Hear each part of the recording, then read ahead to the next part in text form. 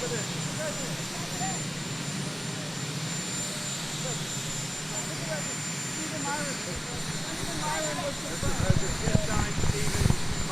commission. So he is now on the Fed. I'm going to call him in a few minutes from the helicopter. And he's a good man. Most of you know him. He's very talented. He'll have a big influence on this, on Too Late getting his rates down, I guess. Who knows? You never know with Too Late, but he's done a lousy job. The rate should be much lower, much lower. But I've just signed his document and all of the papers, and Steve Myron is now on. If you go to the independence on the Federal Reserve, round of fencing is now underway down the city. But we're going to see what happens because I hear Hamas is trying to use the old human shield deal, and if they do that, they're going to be in big trouble.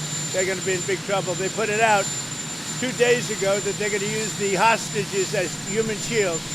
That's something that hasn't done for a long time, you know. you still believe in the independence on the Federal Reserve? Let me tell you, if they do that, they're in big trouble. Sir, on the independence, on the Federal Reserve, who do you believe the Federal Reserve is an independent body? What do you think about the independence? Oh, it should be, but I think they should listen to smart people like me. I think I have a better instinct than him. If you look, all the economists got it wrong. I got it right along with one other people out of 100. So they should listen to people that are smart. Nothing wrong with that. But they have to make their own choice. But they should listen. Prime Minister Netanyahu? No idea.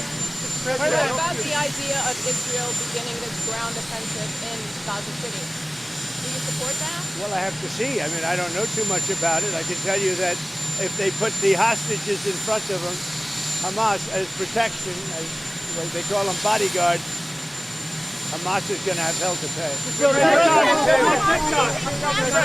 On TikTok. You trip to the UK today. What do you hope to achieve? Well, my relationship is very good with the UK, and Charles, as you know, who's now king, is my friend. And it's the first time this has ever happened where somebody was honored twice, so it's a great honor.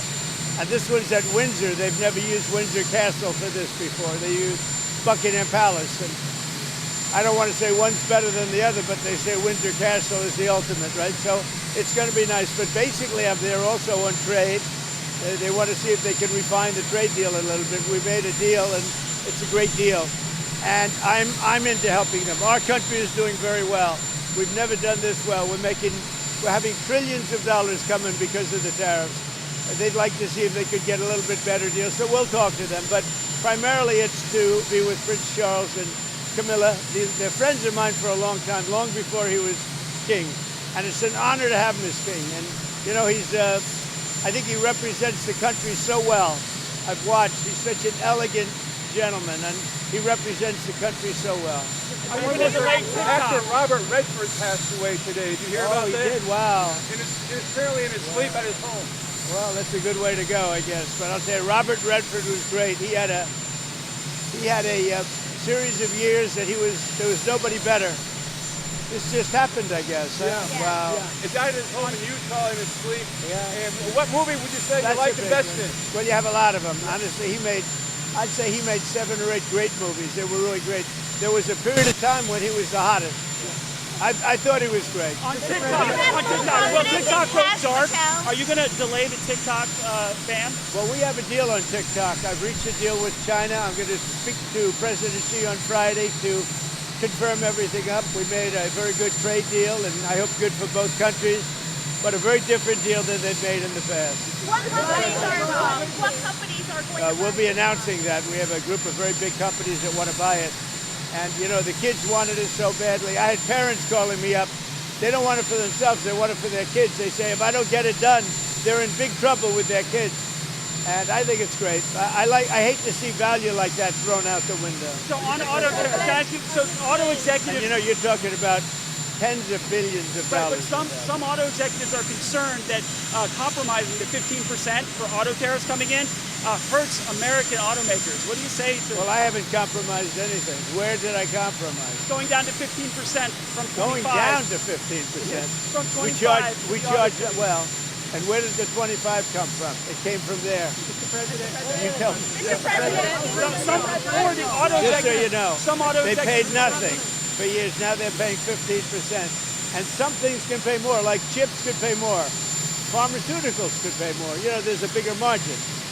With a car, you have to make 15% before you make a profit. Pretty tough. So but we had a big deal. Don't forget, European Union is paying our country because of tariffs $950 billion. Think of that. We're talking about a year. $950 billion. Japan is paying us $650 billion.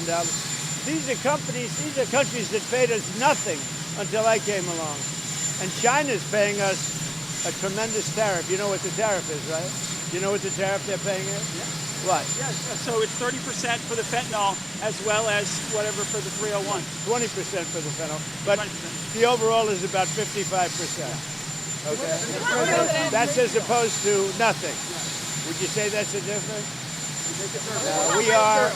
We have a big decision coming up, and if the Supreme Court rules the way hopefully they will, because I mean every legal expert said we win that case, but you still have to watch. And the Supreme Court's been terrific. I think they're very fair. All I want is fairness, and we win. But if we win the Supreme Court case, which is the finalization of tariffs, we will be by far the richest country anywhere in the world, and we'll be able to help our people more, and we'll be able to help other countries when we want to. But I will say, if we win that case, our country, you see what we've taken in just on a temporary basis. We've taken in trillions of dollars, trillions with a T, and we will be by far the richest country in the world. There'll be nothing close. And you know, one other thing, we'll have tremendous power to negotiate. The use of tariffs, I settled 7 wars. 4 of them was because I was able to use tariffs. Hope Leo the other day in an interview criticized the fact that some CEOs make hundreds of times more in salary than average workers. He's worried about polarization. Yeah. Do you share that concern? Well, I do say there's a big gap. I do say that. Don't forget, I'm a popularist. There's a big gap. Mr. President, it's been a month since your meeting with Vladimir Putin in Alaska. A month on, do you think that meeting accomplished what you hoped? Yeah, it accomplished a lot, but it takes 2 to tango also. You know, those are 2 people, Zelensky and Putin, that hate each other. And it looks like I have to sit in the room with them because they can't sit in the room together. There's great hatred there. But no, that meeting accomplished a lot. Confidence in Kash Patel, and what are you hoping comes from his testimony on the Hill today? Well, first of all, I think that Pam Bondi has done an unbelievable job, and everybody agrees with that. And Kash, if you take a look at what he did with respect to this horrible person that he just captured. He did it in 2 days. It took other similar cases 4 days, 5 days, 4 years. If you look at certain shooters. Now, I have confidence in everybody in the administration. My administration, and a lot of people are saying it, not just me, it's so far the best administration ever formed. You look at our financial people. Our country is making a fortune. We have to keep tariffs because our country has become successful because of tariffs. We have the case in the Supreme Court. That's a very vital case for the success of our country. It's very vital to negotiate with other countries. And remember, other countries charge us tariffs. That's a very, very big case. And if we win that case, our country will be by far the richest country anywhere in the world. And then we can help our people. We'll get rid of debt. We'll get rid of everything. We can help our people, and we can even help other countries where they need it. Mr. President, narcotics in Venezuela. Narcotics in Venezuela. President Maduro in Venezuela says that he's getting ready to invade his country. What is his message to him? Well, I would say this right away. Stop sending Tren de Aragua into the United States. Stop sending drugs into the United States. We knocked off actually 3 boats, not 2, but you saw 2. And the problem is there are very few boats out in the water. There are not a lot of boats out in the water. I can't imagine why. Not even fishing boats. There's nobody. Nobody wants to go take a fish. So it's one of those things. But I would say to him very strongly, stop sending people from your prisons into our country. They're sending their prisoners. They've done that already. So the numbers just came out. Another month with 0 people getting into our country. And these are figures, John, with people like you that would like me to do badly. Nobody has ever done on the border like I've done. Mr. President, what will you tell President Zelensky if you meet with him in New York? What Well, will you he's going to tell have to get going and make a deal. He's going to have to make a deal. Zelensky's going to have to make a deal. And Europe has to stop buying oil from Russia. Okay? You know, they talk, but they have to stop buying oil from Russia. Mr. President, there are some. The wealthiest man who's ever occupied the White House. I hope so. How much wealthier are you now than when you were in the White House? Well, I don't know. The deals I made, for the most part, other than what my kids are doing, you know, they're running my business. But most of the deals that I've made were made before. And that's what I've done for a life. I built buildings. Like I'm building a building here. You know where I'm building? You know what? You see that area? Yeah. That is going to be the greatest ballroom anywhere in the world. And for 150, so it gives me pleasure to do it for the country. And I'm paying for it. I'm paying for it. The country's not, and that's an expensive ballroom. I think it'll cost $250 million, and it will be, I think, the finest ballroom. So for 150 years, John, you know this? They've wanted a ballroom, and now they're going to finally have it, and it's going to knock your socks off. President Trump that a president in office should be engaged in so much business activity. Well, I'm really not. My kids are running the business. I'm here. You know what the activity, where are you from? I'm from the Australian Broadcasting Corporation, Four Corners Well, the program. Australians, you're hurting Australia, right? In my opinion, you are hurting Australia very much right now.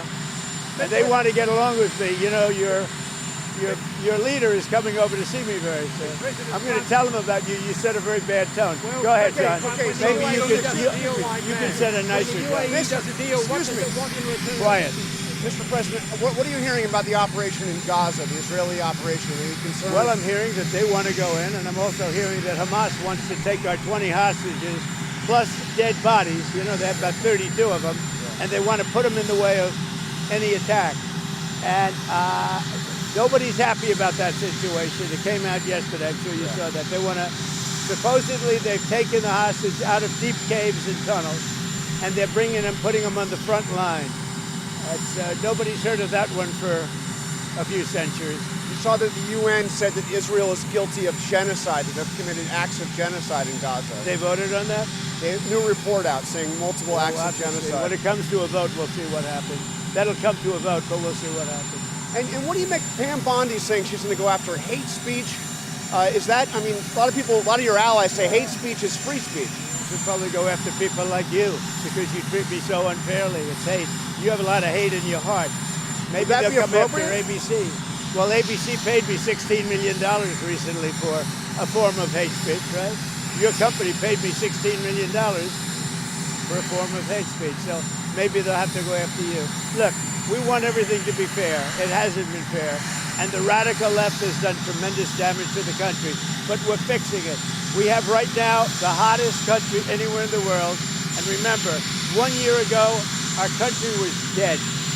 And now Washington, D.C. is fixed, and I fixed it. The mayor was fine. The mayor was just fine, okay? The mayor had the sick city for many years. He's been mayor for many years. The one that fixed it was me and my people, and it is so safe. You should take your beautiful wife tonight and have dinner down there. You won't be shot. You won't be accosted. You won't even be looked at incorrectly by anybody. Washington, D.C. is safe. Now we're going to Memphis, where it's pretty rough, to put it mildly. And then we're going to have to go. A friend of mine who is a big railroader, he stops in all the cities. He knows every city. He said, sir, you have to save Chicago. So I'm going to go to Chicago early against Pritzker. Pritzker's nothing. If Pritzker is smart, he'd say, please come in. So last week, over the last week and a half, 11 people in Chicago were killed, murdered, and 38 were shot. And then Pritzker, and by the way, this is going on constantly.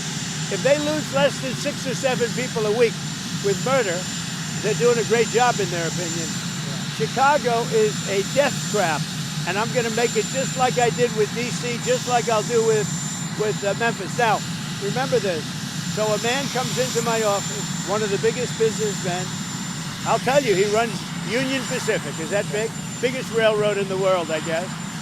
And he started off as a railroader. He was running a railroad, a little caboose. He was in a caboose.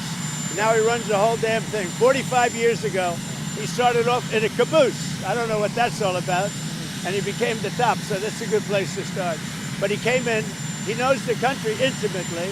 He's looking to do a merger by another railroad, the one that where it had the little problem in East Palestine. Right. And they want to buy that railroad, as you know. It's pretty public. But I sat with him and I talked. I said, so you know every city? Yes, sir. I go into every city and I have for 45 years. Yeah. I said, where would you go next?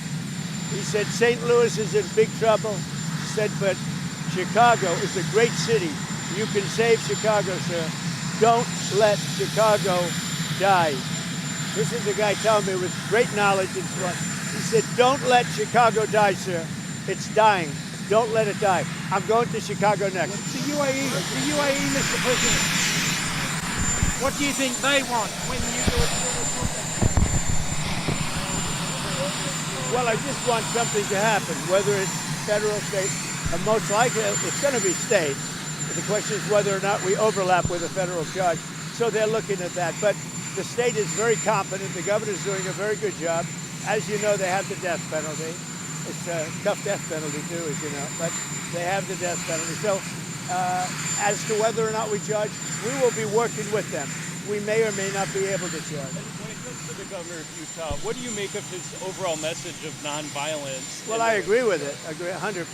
But most of the violence is on the left. He said that social media is a cancer. What? Do you agree with that? He said it. The Utah governor said that social media is a cancer and more people should log off and take this time away. Well, it's not a cancer in all respects. In some respects, it's great. But there are segments, there are deep, dark holes that are cancerous, absolutely.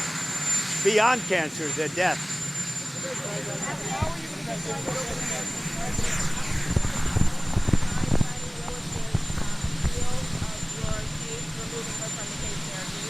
Well, that was a great decision. It was a rigged case to start off with. It's great. The court just ruled that she is a disaster. She's a disaster with a boyfriend. The boyfriend that she paid $1 million for his expertise, but he never did it before. Now, she should be prosecuted. What she did to people, forget about me, what Fannie Willis did to innocent people, patriots that love our country, what she did to them by indicting them and destroying them, she should be put in jail. She's a criminal. Fannie Willis is a criminal. Will you apply more pressure to EU and NATO countries not to purchase Russian oil? I do, but here's the problem. You know the problem. They're purchasing Russian oil. I don't want them purchasing Russian oil, and they've got to stop immediately. It's not fair to us. They're purchasing Russian oil, and we have to, do things. Now, the nice part, it doesn't cost us anything anymore. You know that. Yeah. They are buying everything from us, unlike Biden, who gave away $350 billion.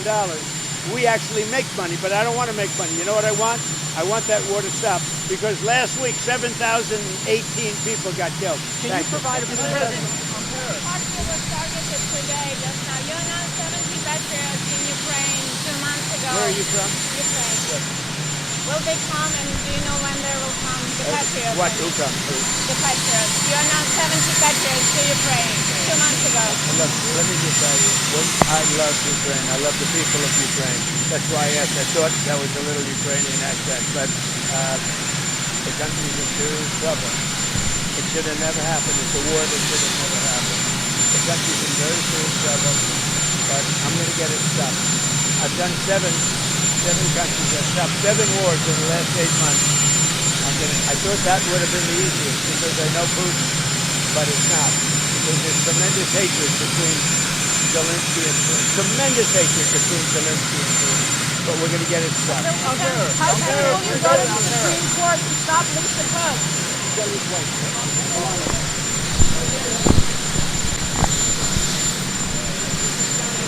Well,